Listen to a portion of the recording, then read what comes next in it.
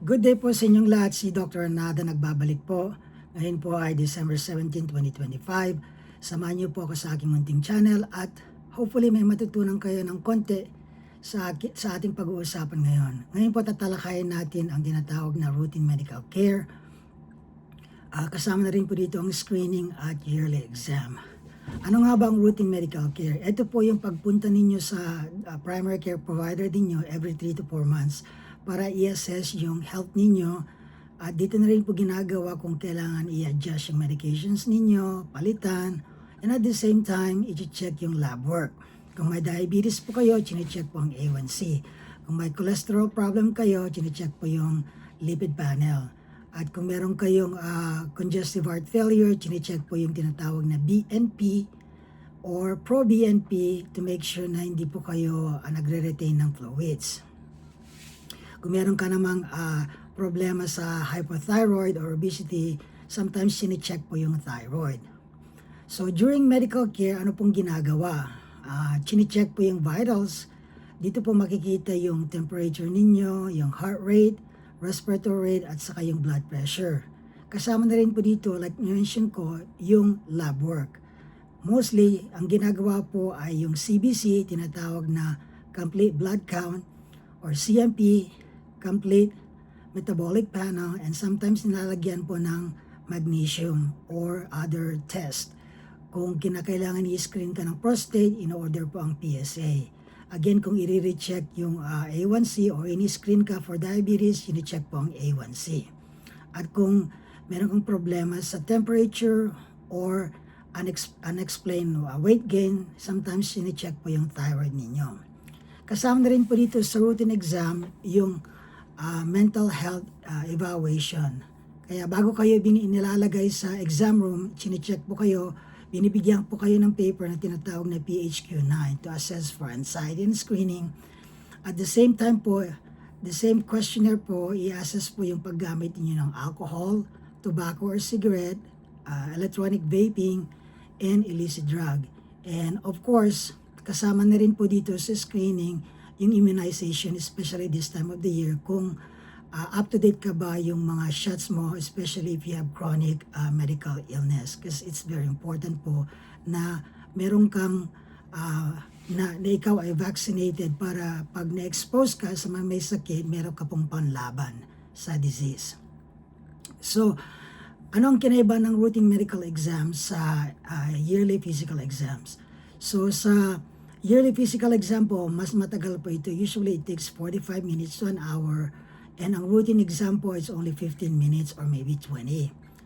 Ang routine medical exam po ay targeted po yan. Depende po kung ano po yung reason ng pagpunta nyo. Kung heart and lungs, normally they will check your heart and lungs. Pag diabetes naman po, ina-assess yung sugar ninyo, yung skin, yung eyes, sensation, and yung extremities ninyo for to make sure that you're not developing peripheral neuropathy. Sa yearly exam or annual exam, ito po from top to bottom.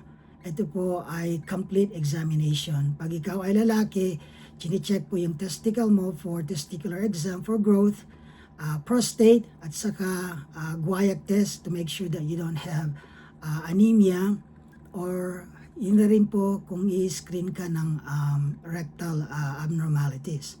Sa babae naman po, ang pinagkaibahan lang po ay chine-check po yung breast for like what I said, breast cancer.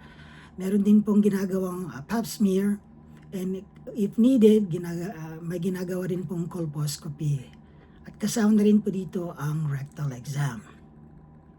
So now, tatalakayin naman natin ang mga age-specific na screening sa cancer. 5 pong kategorya usually ang ginagawa based po sa age.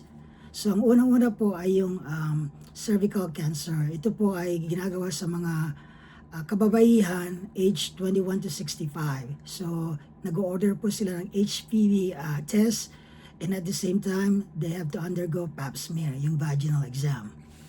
Ang pangalawa naman po ay yung breast cancer. So for women age 40 to 50, ito po ay ginaganap during mammogram. Kung meron ka mang pamilya na na-diagnose ng breast cancer earlier than that, pwede pong magpa-screen earlier than that, especially if it's a strong family history. Ang pangatlo ay ang tinatawag na colonoscopy. Ito po ay colon cancer, colon screening cancer. So, ang ginagawa po dito ay colonoscopy or yung Cologuard. So, ang colonoscopy po, pinapatulog ka po at saka niraran yung light all the way to examine your colon, yung large intestines. And yung isa naman po ay tinatawag na Cologuard. Tatay ka po, magbibigay ka ng sample at iti-test yun kung meron abnormal cells at the same time kung merong blood. Ito po ay usually done during age 50 and above. Kaya lang po, marami na po nagkaka-cancer kaya binabaan na po ang screening age to 45 years of age.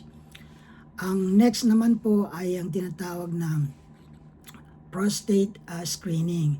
Ito po sa mga kalalakihan 50 and above. So ito po yung chine-check yung prostate ninyo using fingers, and at the same time kumukuha ng blood test na tinatawag na PSA or prostate specific antigen. And kung positive ka, i-refer ka po sa urologist para gagawin ka po ng further workup. Ang last na category ng screening ay ang tinatawag na bone density. Ano nga ba ito? Ito po yung CT scan or bone scan. Sa mga kababaihan, ito po ay ginagawa pag 65 ka and pataas.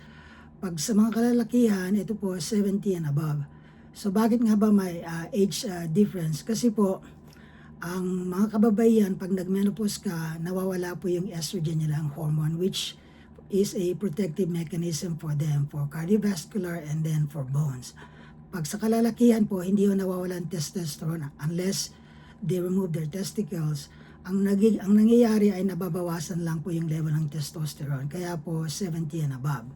So hanggang dito lang po, hopefully may napulot kayo ng konti. Kung meron man sa mga nabanggit ko na hindi pa nyo nagagawa and interesado kayo, make sure na i-consulta po ninyo sa inyong primary care physician.